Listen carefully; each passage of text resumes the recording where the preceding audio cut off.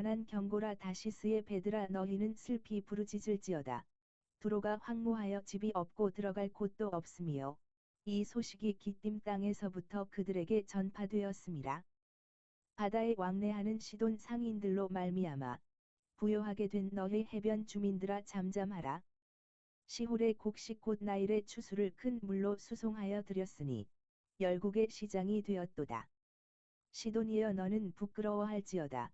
대저 바다 곧 바다의 요새가 말하기를 나는 산고를 겪지 못하였으며 출산하지 못하였으며 청년들을 양육하지도 못하였으며 처녀들을 생육지도 못하였다 하였음이라.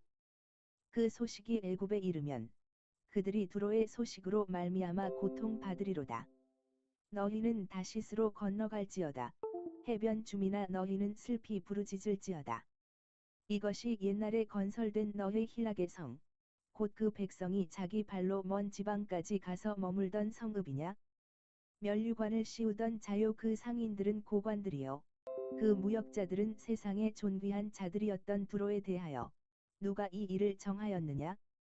만군의 여호와께서 그것을 정하신 것이라. 모든 누리던 영화를 욕되게 하시며 세상의 모든 교만하던 자가 멸시를 받게 하려 하심이라. 딸 다시스여, 나일 같이 너희 땅에 넘칠지어다. 너를 속박함이 다시는 없으리라. 여호와께서 바다 위에 그의 손을 펴사 열방을 흔드시며 여호와께서 가나안에 대하여 명을 내려 그의 견고한 성들을 무너뜨리게 하시고 이르시되, 너 학대받은 처녀딸 시도나, 내게 다시는 희락이 없으리니 일어나 기띔으로 건너가라. 거기에서도 내가 평안을 얻지 못하리라 하셨느니라. 갈대아 사람의 땅을 보라. 그 백성이 없어졌나니 곧 아수르 사람이 그 곳을 들짐승이 사는 곳이 되게 하였으되 그들이 망대를 세우고 궁전을 헐어 황무하게 하였느니라. 다시스의 베드라, 너희는 슬피 부르짖으라. 너희의 견고한 성이 파괴되었느니라. 그 날부터 두로가 한 왕의 연한 같이 70년 동안 잊어버린 바 되었다가 70년이 찬 후에 두로는 기생의 노래 같이 될 것이라. 잊어버린 바 되었던 너 음녀여, 수금을 가지고 성읍에 두루 다니며 기묘한 곡조로 많은 노래를 불러서 너를 다시 기억하게 하라 하였느니라. 70년이 찬 후에 여호와께서 두로를 돌보시리니 그가 다시 값을 받고 지면에 있는 열방과 음란을 행할 것이며 그 무역한 것과 이익을 거룩히 여호와께 돌리고 간직하거나 쌓아두지 아니하리니 그 무역한 것이 여호와 앞에 사는 자가 배불리 먹을 양식, 잘 입을 옷감이 되리라. 아멘. 두로에 관한 경고의 말씀이 23장에 소개가 됩니다. 두로는 고대 세계의 상업 도시로서 유대 열왕 시대에는 시온과 같이 베니게국의 중요 성읍으로 시돈의 남쪽으로 20마일쯤 가서 자리 잡고 있는 곳입니다. 이사야의 예언 내용은 바벨론의 침략으로 인하여 받게 되는 전쟁의 화를 가리키고 있습니다. 두로에게 임할 비참한 선고가 1절로 3절에 나옵니다. 시온은 두로왕 쌍둥이 도읍 같은데 실상은 모체격입니다. 그러므로 시온 상인은 베니게 상인을 대표한다고 하였는데 그들이 다른 나라들과 교역한 관계로 그들은 부유하게 되었던 것입니다. 한 예를 들면 애굽은 곡식을 두로에 수출하여 큰 이익을 보았던 것입니다.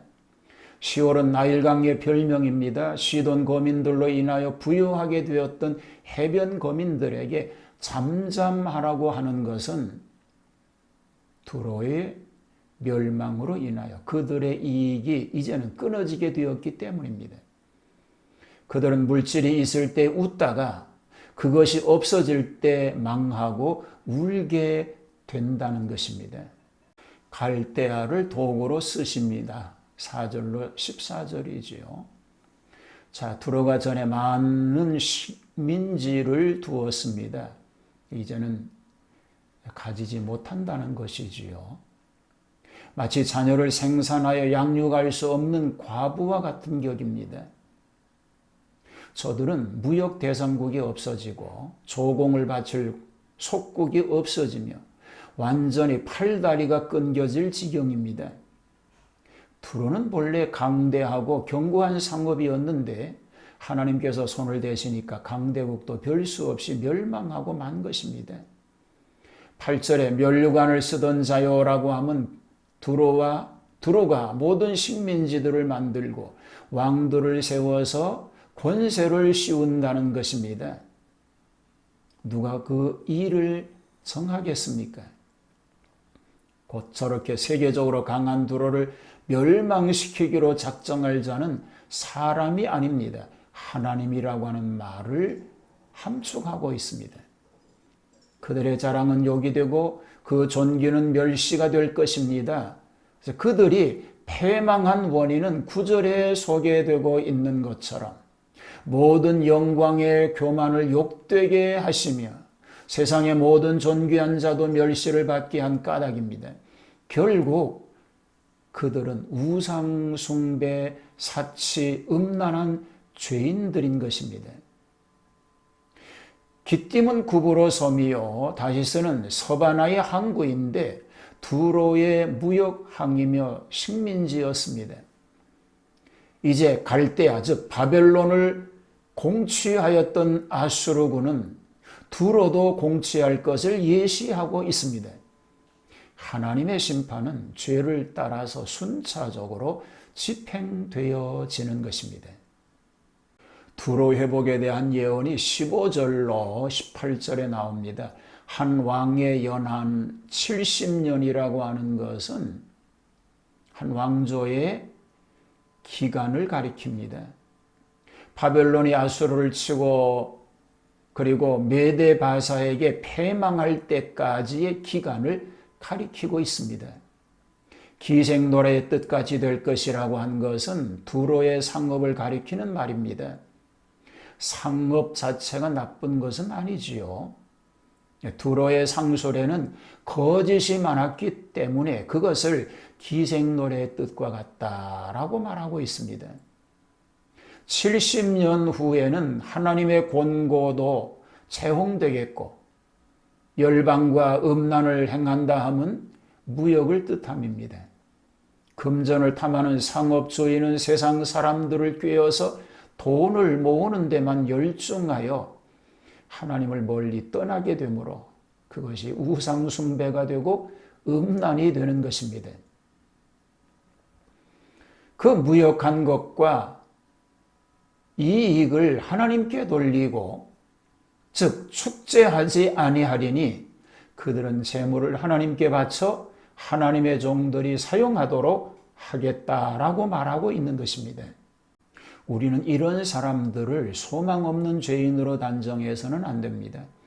누구든지 남을 함부로 단정하는 일은 그가 진리를 거스려 교만하여졌기 때문에 오히려 자신이 영적으로 손해를 봅니다.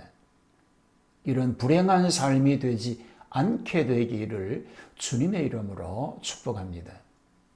하나님의 진노를 받지 않도록 하나님의 말씀을 기억하고 온전한 믿음의 승리자로 살게 하여 주시옵소서. 어려운 상황 시대 속에서도 변하지 않는 믿음, 하나님을 기쁘시게 해드리는 삶이 우리 가족 모두에게 자자손손 이어지게 하옵소서. 예수님 이름으로 기도하옵나이다. 아멘.